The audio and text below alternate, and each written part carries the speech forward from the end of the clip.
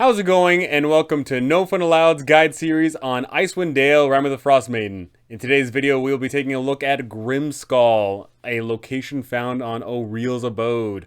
But before I go into anything major, of course, I must warn you that there will be spoilers. So players that plan on playing in this excellent adventure, do not watch this. But DMs that want a more insider approach and want some great tidbits on how to run it, go ahead and stick around because there is a lot of great stuff in this location.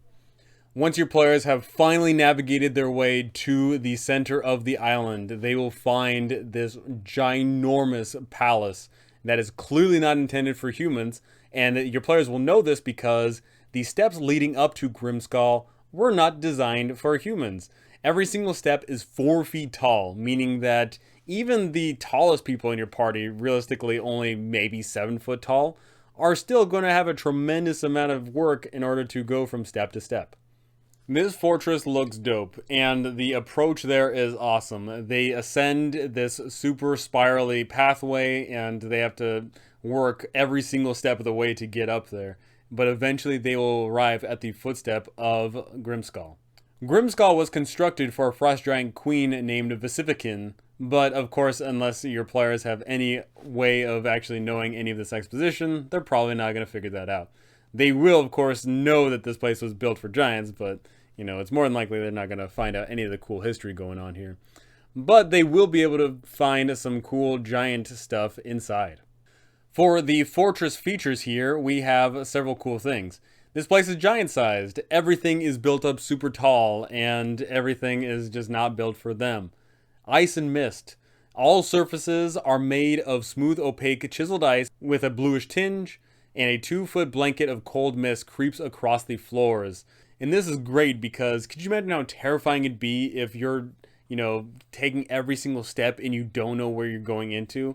You have to sit there and just be like, ooh, am I going to step in something I don't want to? Maybe I should start taking out my 10-foot pole and start prodding in front of me. Darkness. This place is dark. There is no light here because all the giants used to carry torches when they were going around here, and everyone inside has dark vision, so it really doesn't matter to them. And lastly, doors. Once again, the doors are built for giants. These things are massive. If a creature wants to use an action to open up a door, they have to make a DC 20 athletics check. If they want to beat down the door, they have an AC of 13 and an HP of 60. And ceilings are throughout 30 feet high, so, pretty standard stuff for giants.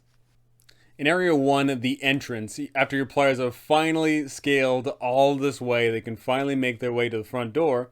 And once they do, they can see that carved into the lintel is a single word in Dwarvish script, which reads Grimskalle. Opening up the doorway, your players will be able to see several doors and hallways that lead down. The first one being Area 2, the guard room. There is nothing salvageable in this room, unfortunately. It's not until Area 3 that they find something exciting. In Area 3, the Frost Giant Warden, your players can see a Frost Giant here. He is the last of his kind. He is the last of this kingdom, and he is ancient. This guy is old as dirt and thus is slower and can't take reactions.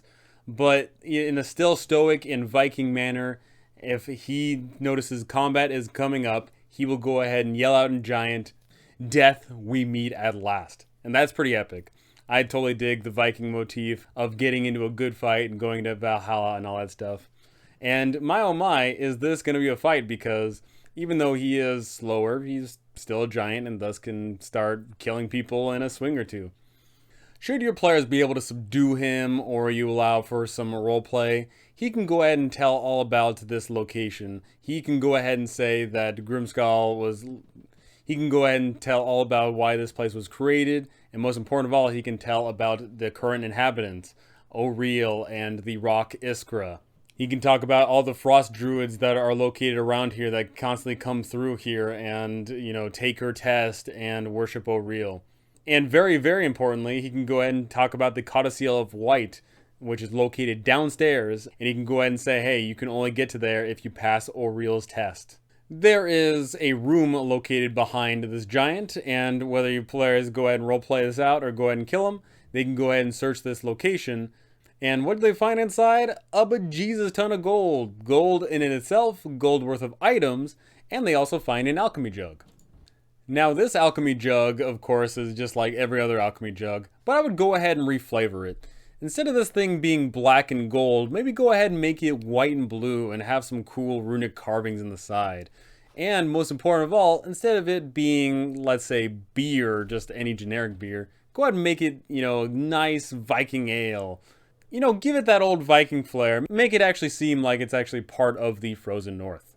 Down the hall some more, in Area 4, they can find the ruined kitchen, and once again, there's really nothing to find here except for a story to tell to your players. The fact that this place used to be great, but of course has fallen under terrible times because of the death of all of the giants. In Area 5, we have the feast hall, and obviously the map doesn't show it, but there is this massive table in there, and you can go ahead and talk about how this table clearly would have been fit for kings and must have held many a great feast, but is dilapidated and functions no more. Located in this room are stairs that climb 90 feet up to Area 7. In Area 6, we have Perched Mephits. In here, there's going to be a whole bunch of Mephits that are just going to be staring down at the players. They're not going to attack, though. Why would they? They know their place. They know they're not going to be able to do much. So they're just going to sit there, and yeah, if they get attacked, they're going to go ahead and fight back, but they're just going to go ahead and watch. Located in Area 6, we have the stairs that descend all the way down to Area 10. And what's really funny is it states here that as your players are descending, they must make a DC 10 acrobatics check or fall prone. If the check fails by 5 or more, then they tumble down 10 whole feet and take 1d6 point of damage. My oh my, is that going to add up to a lot of damage if you have someone that's got a negative acrobatics. In Area 7, we have the throne room, and this throne room was clearly for giants, of course. It's for specifically Vassivicken, but the thing is its current owner, Auril, doesn't really have much use for it. So she doesn't stay around in here for too long. She doesn't sit on an oversized throne that look ridiculous. But what is ridiculous in this room is the fact that there's a whole bunch of icicles in here, and they are given the Ice Piercer stat block. Basically, all that means is that they're piercers, but they deal an additional 3d6 cold damage. So, people that are caught unawares are potentially under threat of taking 66 damage in a single turn, which is actually pretty significant. In Area 8, we have the Queen's Bedchamber, and it's here where Auril spends most of her time while she's on the island. So, this is, in fact, one of the first places your players could actually meet Auril on the island. In person, anyway. But the thing is does she really need to be here? Do you really want her to be in the flesh? Do you want her to have the possibility of getting destroyed and throwing away chapters 6 and 7 because they're completely irrelevant? That's entirely up to you. I personally don't think that she should be here when your players arrive, first off.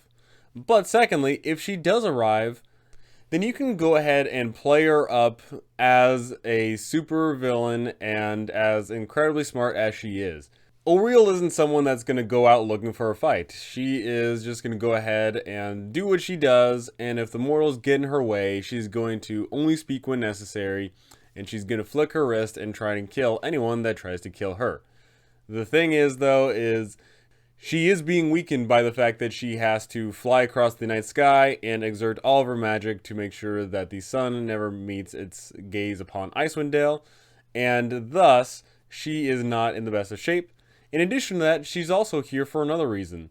She is scared because she knows that the other gods could be looking for her because she is up to no good, and she could be incurring a divine wrath. So if a combat does break down, then go ahead and have her fight, and go ahead and have her use every trick in the book. Mind you, though, don't let her get killed, because that is just no fun. She could definitely teleport away at any given time. She can retreat back to a rock and have an ally at her side. Maybe she has some druids that are running around the place, and those frost druids can join in on the fight, and that'll be a big help.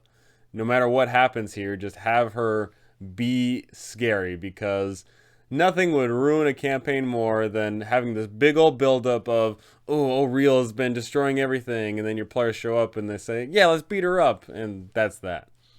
Continuing up the stairs, we find Area 9, the Crown Rooftop, and it's here where your players can find a humongous nest, and this nest is, of course, home to the rock, Iskra. So if Auril is here, then the rock is here. If Auril is not here, then the rock is not here. Simple as that. The thing is this rock is super deadly, almost no matter what level you're playing in the scope of this adventure. If the rock really wants to, it could just run up, grab someone, fly a couple hundred feet over water, drop them 200 feet, meaning they take 20d6 points of damage, and now they're in the middle of the water, which means that you have to deal with the frigid water, and they're probably going to die. So if you have that rock just go ahead and yeet someone 1,000 feet away from shore, then there is a pretty decent chance that that person's going to get exhausted real quick. And most important of all, they're going to be dealing with the fact that they'll probably be alone, because I imagine that the rock's going to grab one person, take him out to sea, and then the other players that just sat there saying, oh, well, they can't do anything, it's out of range. So with a combination of Auril and a rock at their side, the rock is just immediately getting rid of one player as they just go ahead and tuck them away. And Auril dealing with all the other people that are left here, that's probably going to be a significant deal, because the rock's just going to go ahead and take away one person, and it's presumably going to be someone that's weak, such as a wizard or a sorcerer or whoever is a backliner. And then Auril is just going to have a fun time picking off whoever else. This can be an incredibly deadly fight, but once again, I would go ahead and just not play into the fact that there's a fight at all. I would go ahead and say that Auril is just gone the entire time, because that is going to make the build-up to the fight that much greater if they get a really sweet weapon all the way in the lost city of Ythryn. Of course, if your players come here and start duking it out, then they could theoretically go ahead and beat up Auril, and they could possibly win. If they destroy Auril, then lo and behold, her form isn't going to come back for quite some time. But the other way to beat Auril is by killing her rock. If her rock is killed, she can't fly over the night sky and cast her spell that blots out the sun. Which is interesting to me, because in here we have listed in the treasure that looking through the rock's nest, we find a silver dragon wormling egg. So I've talked to people about this before, and some people may think that it's just simply food for the rock. I am under the personal belief that Auril is going to raise up this silver dragon and have it as her future mount. I think this is way cooler, because if you have her corrupt a dragon from birth and have her use her foul magics on it, then she can have in the future eventually a badass mount, a dragon, and this will be the thing that takes over the night skies and allows her to dominate potentially the world. Of course, also located inside the nest, we have a decent amount of gold worth of items and a Mass Cure Wounds spell scroll. Not bad. Now, when your players arrive here, they are going to be around level 7, 8, or possibly 9. Is that enough to take on Auril and her rock and whatever minions are residing around here? That entirely depends. If they've been weakened by the fact that they've been staying at Auril's abode for too long on the island of Solstice, then they're probably getting weakened down. They're using resources, dealing with all the encounters. They're not getting all their health back from a short rest. And most important of all, you probably wouldn't be allowing a long rest at all, because if you're allowing long rest left, right, and center, then, it's going to take away from what this island is supposed to be. This island is supposed to be a death trap. This island is not meant for mere mortals. So you should not play it up as a place where you can go ahead and take a little nap here and there and not have to worry about anything. So with all that into consideration, all the encounters that they could have been into, the fact that if they messed with the ice sculptures, they could have a vulnerability to cold damage, all this stuff is really going to add up, and is probably going to mean that if you play up both the rock and Auril correctly, they can go ahead and dunk on a level 7 and level 8 party relatively easily. Level 9 party, of course, is a lot more resources they can spend, and they can take a bit more punishment, and they're probably going to have some versatility in the toolkit to go ahead and deal with some stuff. But once again, the rock is going to try and just automatically remove one party member from the equation entirely. If that rock goes ahead and grabs someone, it's going to be flying 240 feet every single round, just going in a straight line, and it's going to also be high up. Whoever is dealing with that is probably screwed, especially if they don't have Featherfall. Because if they don't have Featherfall, then they're going to take a bejesus ton of damage. But it doesn't matter, because they'll be far away from the party and just not be able to contribute to the fight. After a little bit of time, the rock can go ahead and eventually make its way back, and if the fight's still going on, which It very well could be because Auril's got such a humongous health pool. The Rock can just do it again. And if you only have a 4-man party and one of them's already taken out from the fight, then the Rock coming back and taking another person out of the fight is gonna already wrap the thing up, really.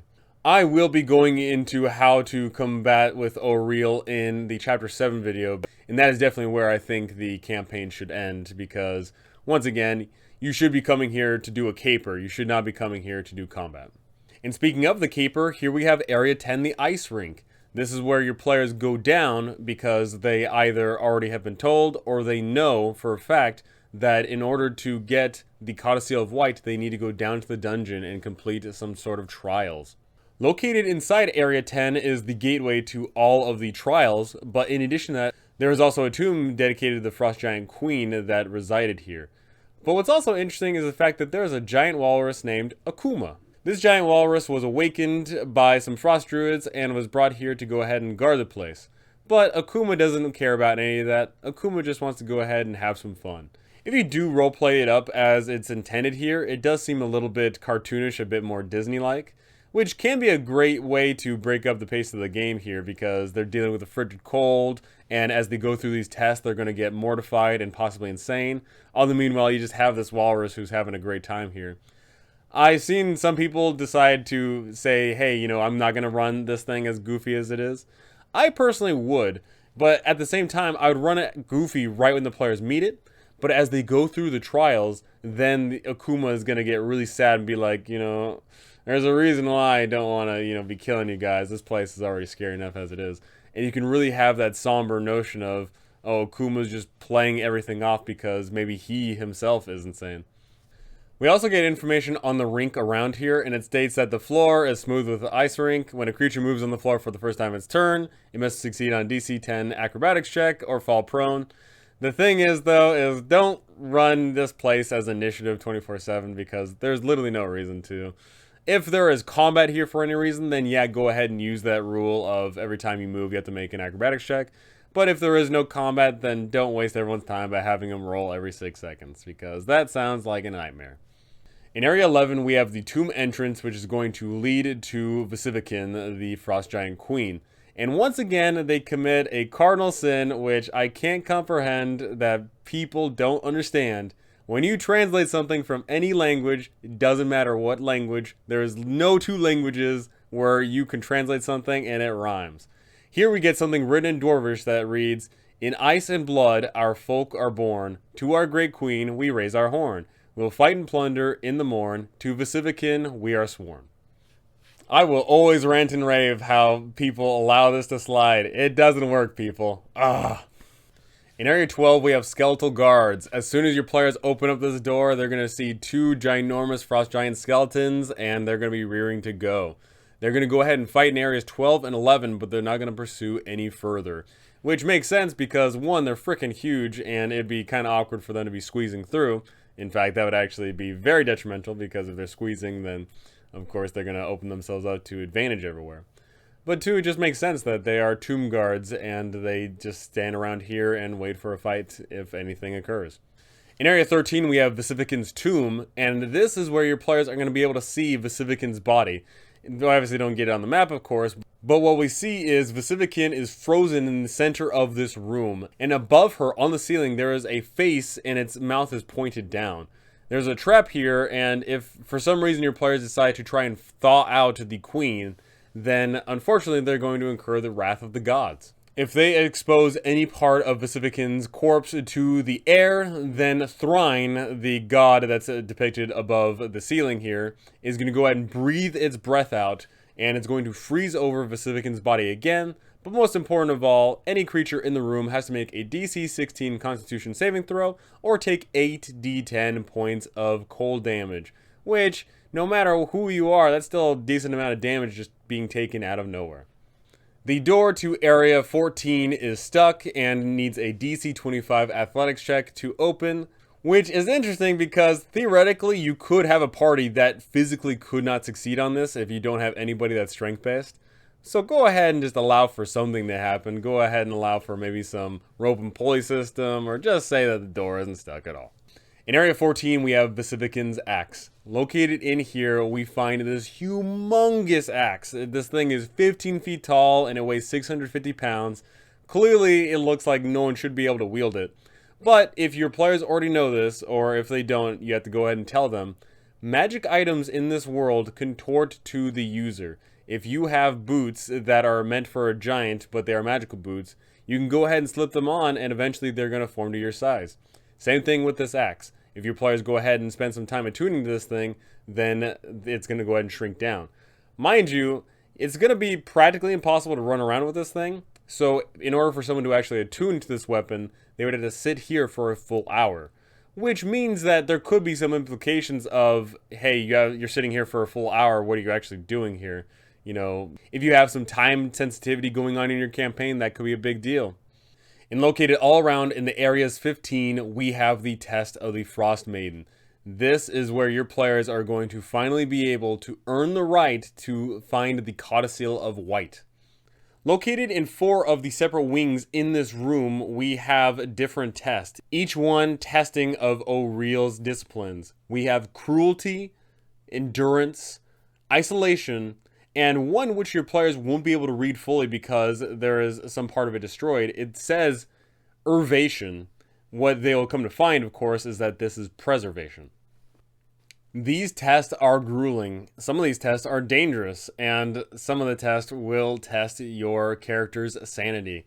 All these tests are very unique and interesting, and I think they fit extremely well into this campaign, and I think that you should totally run them as is because they are fantastic.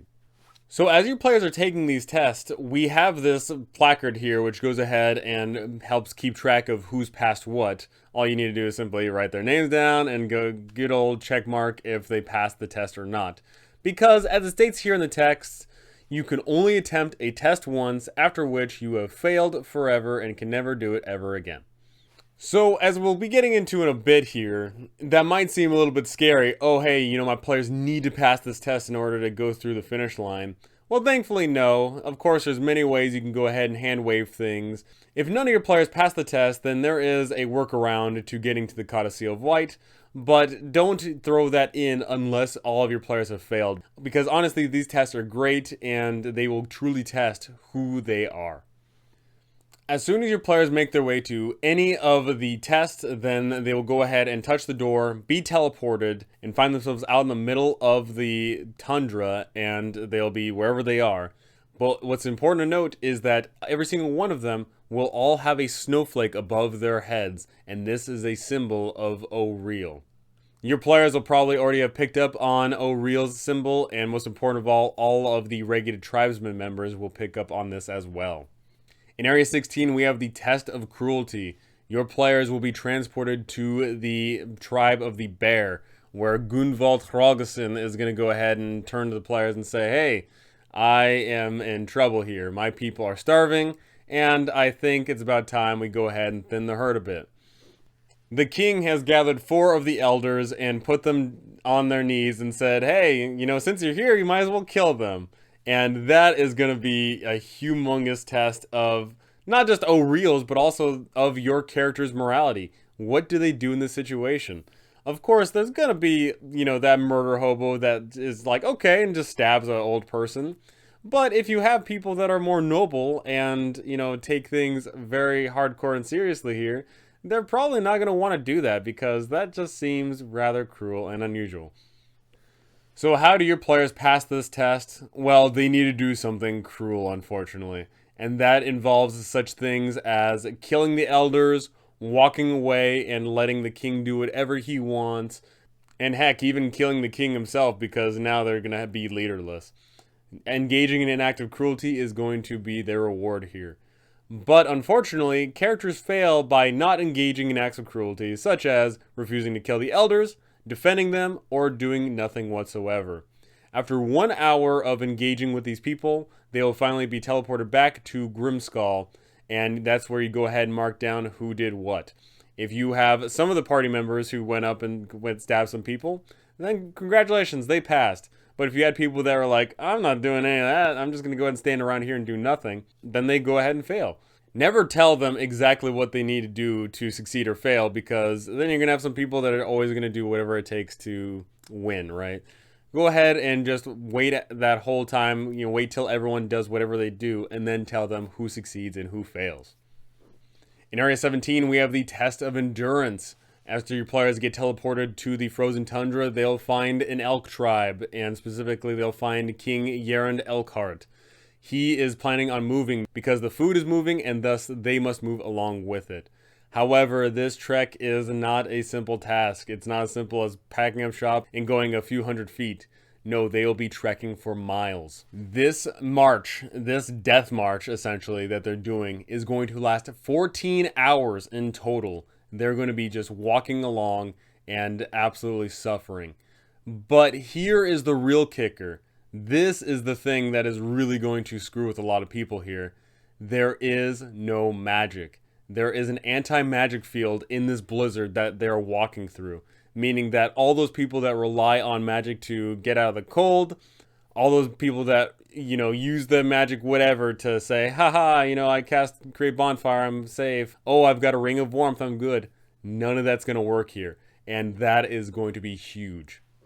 So while they are on this death march here, for the first 8 hours, they are perfectly fine. But at the 9th hour, then they're going to have to make a DC 10 Constitution saving throw or take 1 level of exhaustion. And then the next hour, it's a DC 11, and so on, and so on. After the whole 14-hour ordeal, any party member that completes the journey with 4 or fewer levels of exhaustion passes the test of endurance, which statistically is very likely that, you have a lot of people that succeed on this, because you're going to have some people with high con saves, and a DC 10, 11, 12, and so on is going to be easy enough to pass. And especially because since it's a 4 and up, not a 3 and up, then, it's more than a 50% chance to actually succeed on this thing. But as we can see here, there is a chance that if you have someone who's incredibly unlucky, and most important of all, who's unconstitutional, they could potentially die on this death march. They have to make 6 saves in total, and after that 3rd save, you're making all your saves a disadvantage, so that's kind of a big deal. As a friendly reminder, exhaustion is a tremendous deal in the game of 5th edition here. The first one, only disadvantage on ability checks, whatever. The second one, though, already your speed is halved, and that's going to eat into your character. The third and biggest one, in my opinion, disadvantage on attack rolls and saving throws, and that includes the Constitution saving throws that you will be throwing here. Massive stuff. So definitely keep that in mind if you have a group that has a higher con save all around. Maybe go ahead and jack up the DCs just by even 1 to start with. Maybe it goes DC 11, 12, 13, 14, etc. versus 10, 11, 12. After this grueling 14-hour trek, they will eventually arrive at where they are setting up camp, and the party will go ahead and be teleported back to Grimskalle. In Area 18, we have the Test of Isolation. Once your players get teleported, they will find themselves near a tiger tribe camp, specifically Bjornhild Solvigsdotter. She is going to go ahead and say, oh, perfect timing! We were about to go ahead and kill some people. You go ahead and watch the camp. She is going out to kill some elk tribe members and steal all their food and stuff, and she expects all of the players to go ahead and sit around and watch the camp so nothing bad happens. She says that she'll only be gone for a day or 2. Hopefully your players are smart and understand that if they are taking a test of isolation, if they try and team up with Bjornhild, then that is going to be a failure.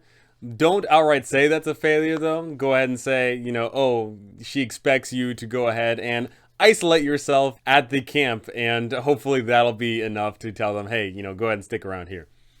So while your players are waiting at the camp, it turns out Bjornhild is having a great time killing a whole bunch of people. And in fact, she is doing so successfully, she's going to go ahead and spend 6 days and nights away from the camp. Meaning your players are left alone at the camp for 6 days and 6 nights. So it's here where you go ahead and say, all right, on day 1, you're just sitting around, what do you do? And you can go ahead and have them describe what they're doing, whether they just poke around in the ice all day or just sit in a tent, whatever the case may be. After a 24-hour period, go ahead and have everyone roll a survival check. As a friendly reminder for how group checks work is everyone rolls and you go ahead and you see how many successes and failures there are. And if there's more successes than failures, then you succeed. On a tiebreaker, that's left entirely up to you. So the DC for the survival check is at first only 10, not bad, but it ramps up by 2 every single day, and that is definitely going to start causing some failures. And this is the really fun mechanic of this test. When a group check fails, whoever rolled the lowest all of a sudden disappears from the camp. And how that happens, no one knows. Over the course of the day, maybe they just go ahead and wander off into the wilderness. Maybe something takes them. Who knows? But I promise you, if you roleplay this up, you know, ask them what they do, and then say over the course of time, the bitter cold's eating into them, they think they see things, they think they hear things. If you go ahead and go into immense detail about all that stuff, and all of a sudden one person disappears, then another person disappears, that is going to be fantastic. The people that are left at the camp are going to be terrified. And they might try to do some precaution where maybe they tie themselves up to each other. Maybe they say, hey, you know, we have to stay within sight.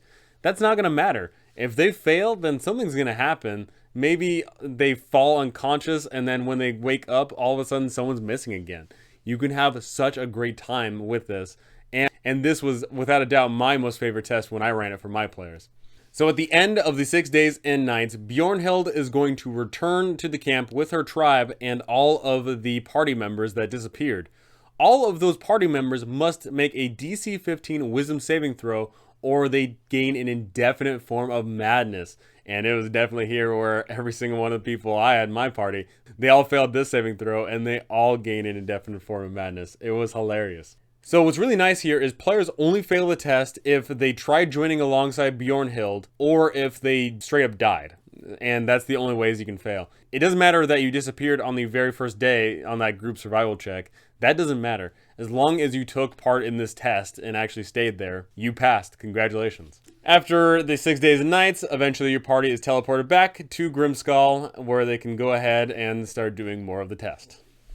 In Area 19, we have the test of preservation. So all the other tests, your players probably already have an idea of what's going on here because they can read a little placard that says the word in front of it.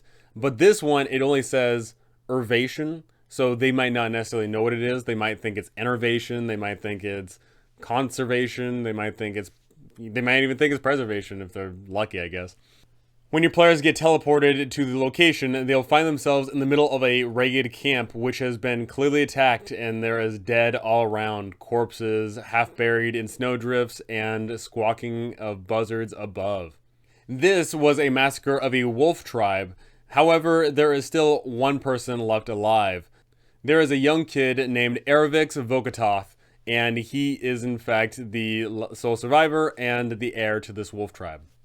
Your players need to deal with the 6 giant vultures that are spread around the camp because they could obviously really hurt someone, specifically a poor little commoner with only 3 HP. So your players go ahead and scare off the vultures or kill them. Then eventually they can go ahead and help console the kid. The kid is going to go ahead and say, Isar Kronenstrom came here and killed all of these people. And he, of course, is going to be terrified of the inevitable return of Isar. The way your players have to pass this test is they have to preserve the bloodline. They have to preserve this kid, and that means basically saving him from Isar. And Isar is a deadly opponent. Isar attacks 3 times a turn, and if you take a look at his sickle attack, it's actually disgusting. In addition to just the typical 1d4 of a sickle, he does an additional 2d12 piercing damage if the target has no odds it can see within 10 feet of it. This guy is a hunter. He is going to try and pick off people. And what's also interesting is, if not all of the vultures are killed, if there's combat that arises, all of the vultures are going to go ahead and come join in on the fight. And this will really help in him being able to pick off people. And of course, the most disgusting part is the fact that if anybody's damaged in any way, then he has the Blood Frenzy ability and gets advantage on all the attacks. So 3 attacks coming in at advantage with a +6, pretty significant. He is probably more than likely going to go ahead and get some really good hits in. So hopefully your players understand that they need to preserve the bloodline and they need to stop Isar from killing this kid and go ahead and put a stop to it. In which case there's going to be a big ol' epic combat, and Isar is going to go ahead and either kill the kid or unsuccessfully he gets killed and your players succeed. If your players do succeed in killing Asar or driving him away and preserve the bloodline, then an awakened wolf is going to appear in front of Eric's. And Eric's is going to understand that as a sign, and he's going to say, hey, I feel safe now. Thank you all. In which case, this boy and his wolf are going to go on and have an epic tale, Princess Mononoke style, and your players will go ahead and be teleported back to Grimskalle. Your players can go ahead and tackle all of these tests in any order, it doesn't matter, but they need to do all of the tests in order to get through Area 20. In Area 20, we have the entrance to the vault. As soon as your players walk in here, they'll hear a disembodied voice say, the way is shut to all but those who pass the test of Cruelty, Endurance, Isolation, and Preservation. So if they didn't know the test of Preservation was and they came here on accident, then lo and behold, they actually get told about it, which is pretty funny. But the thing is one of your players who succeeded on all the tests must come up here, and then the door will go ahead and open. But if literally no one passed at all because you don't have players that are cruel, you had a spectacular set of bad rolls, and most important of all, one of the ones that the group can fail as a whole is if they didn't save the kid, then they're screwed. Then your players simply cannot open the door. But thankfully, of course, we have a way to deal with that. So if all of your players failed spectacularly and they cannot open this door, then thankfully some worshippers of Auril arrive. 3 frost druids make their way down here and turn around and say, oh hey, you guys are obviously worshippers of Auril. Let's go ahead and check out this Codocil of White. And hopefully your players aren't stupid. Hopefully your players go ahead and say, hey, let's go ahead and have them open up the door and then we'll just go ahead and, deal with it afterward. But if for some reason your group fails the test and they decide to kill these frost druids that pose no threat at all and say that they're going to open up the door to the Codocil of White, then you're probably going to be pulling out your hair and saying, all right, guys, you're ruining everything. What do you do in that case? Sky's the limit, really. Hopefully you go ahead and say, oh, some other adventurer shows up and then they succeed on all the tests. Maybe you go ahead and say that you can attempt the test at a later time. Do something. Because if they soft lock themselves out of getting the Codocil White and frankly soft locking themselves out of future chapters, that is just terrible. Go ahead and think of something if you know for a fact your players are that kind of group. In Area 21, we have the Hall of the Four Winds. And it's in here where your players can find ice tablets dedicated to every single one of Auril's tenets: Cruelty, Endurance, Isolation, and Preservation. These tablets are pretty cool looking, and of course if your players are very vindictive, they could just sit here and say, screw this, and go ahead and try and break them. In which case, if a tablet is shattered, then inside an invisible stalker will be released, and this invisible stalker will go ahead and try and kill whoever released it. In Area 22, we find the Chamber of the Codocil. Once your players make the way inside here, they'll be able to see, located on a stand, is this awesome spellbook. And this spellbook is, of course, the Codocil of White. This thing just looks awesome, right? It's leather bound in clearly some wolf spelt here, and it's a long book. It looks, different. But what's also very important is, of course, this is the way your players are going to learn the poem to open up the Ragged Glacier. And for the wizards out there, they can learn a new spell, Frost Fingers. Fun stuff. If your players had Naslantimir's ghost accompanying them this whole time, she will go ahead and finally be happy to see that the Codocil of White is here. But if they don't have it and they want to appease Naslantimir's ghost, they can go ahead and just take this book all the way to her ghost located wherever her body is. Beyond this room, however, is another door, and undoubtedly you're going to have some curious people. If they go ahead and open up this new door and look inside, they will find Area 23, Auril's Blessing. If Auril is alive, then as soon as the players walk through the door, all of a sudden they will hear, "Will you court death to receive my blessing?" And it's here where your players make a choice. If they say, yeah, I'll court death to receive Auril's blessing, then they must make a DC 21 Constitution saving throw, and on a failure, they are petrified in ice and become one of the many ice sculptures dotted around all of Auril's island. However, if they succeed, they receive the blessing of the Frostmaiden. They gain immunity to cold damage, and they gain the ability to cast Cone of Cold as a save of a DC of 15 once a day. That is awesome. Immunity to cold damage, that's a pretty big deal. And casting Cone of Cold once a day, hey, it doesn't matter what kind of person you are, whether you're a spellcaster or a melee person, whatever, Cone of Cold's free damage, and it's pretty friggin' strong. But man, that DC 21 Constitution saving throw is tough. There is a lot of people who will not be able to succeed on it. The thing is, though, if you clearly say out loud, will you court death to receive my blessing? Hopefully that'll be enough to tell your players, hey, you could die if you do this. In which case, of course, if they fail, and you don't have any way to unpetrify someone, they are essentially dead. So I've seen some people complain about the Cone of Cold thing, that Auril can go ahead and take it away whenever. The thing is, she is not going to go ahead and take it away because why would she, right? Auril's immune to cold, so really that doesn't matter. She's going to take away the cold immunity thing, of course, if the players go up against her. But the thing is they gain that immunity to cold damage and the Cone of Cold for the entire length it takes to get off this island, for the entire journey all the way to the Ragged Glacier, throughout the entire Caves of Hunger, and throughout the Lost City of Ythryn. So they're going to have this immunity to cold and this awesome spell, all for a pretty decent amount of time here, and for a lot of encounters. So, you know, that's pretty good. Obviously, if Auril fights them in the Lost City of Ythryn, she's going to go ahead and take that away. But, you know, they'll have it for a decent amount of time, which is pretty cool. And there we go. Chapter 5, Auril's Abode, the Island of Solstice. There's a lot of great stuff going on here. A lot of great set piece locations. A lot of great encounters your players could get into. And my most favorite part of this, the test. These tests are really going to test both the characters, but most important of all, your players. You get to see how big of a scumbag they are, or you can see how much they roleplay up their character, which is great. I, of course, have seen a lot of DMs think that your players show up here, beat up Auril, end of story, that's that. But don't play it up as that. Go ahead and make this thing an awesome heist where your players come in here, have to stave off all of the cold, get the key, and get out before they freeze to death or possibly fight Auril. Play up Auril as this very scary figure that your players cannot deal with unless they get some cool weapon from the Lost City of Ythryn. And I promise you, if you play it up that way, they're going to be scared and not want to have to deal with her.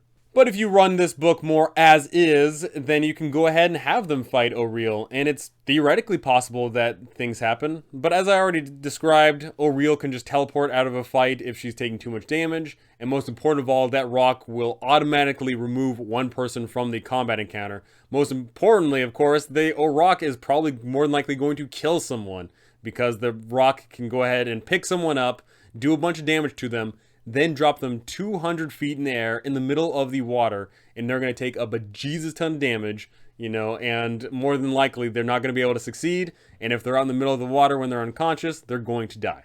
Auril's 3 forms are no joke either. Between all of her 3 forms, she has a humongous health pool. She has a whole bunch of resistances, and she has got a lot of damage that she can go ahead and output. She is going to be coupled by the fact that her rock is helping her out, and of course that she is just going to be able to single out anybody, and she can more than likely outlast a lot of party members. This is not a place where you want to fight her, and especially if you are a lower level party. But go ahead and tell me, how are you going to run Chapter 5? How are your players going to get here? Have they already discovered ways that they're going to get here, or are you going to go ahead and introduce your own ways to go ahead and get here? Do they even know about this place to begin with? How are you going to handle all of the extreme cold that's handled around here? Are you going to have them make DC 15 Constitution saving throws at the end of every hour that they hear? Or are you just going to go ahead and say, hey, oh yeah, you can go ahead and just wear cold weather gear and that's fine?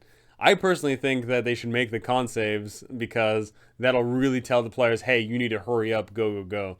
Once you players arrive at Grimskalle, how are they going to handle all these challenges? Do you already know for a fact you're going to have some people that are going to be squeamish about some of the tests and not be able to handle it? Do you know that you have some players that are unconstitutional and there's no way that they're going to be able to handle it? There's a lot of great things you can do with these tests here, and I love hearing all about this stuff because I know there's going to be some really great stories coming out of the test of Auril. Go ahead and tell me all these things because I love to hear it. And you know the best way to tell me? Go ahead and like, subscribe, and comment down below because that is the best way to reach me. Thank you all for watching, and I cannot wait to go in further detail about this beautiful campaign. In Chapter 6, we'll be going over the Caves of Hunger, and that is an homage to old school D&D like they have never done before. Great dungeon delving, and there is a lot to cover there. I will definitely see you all in the next one, though.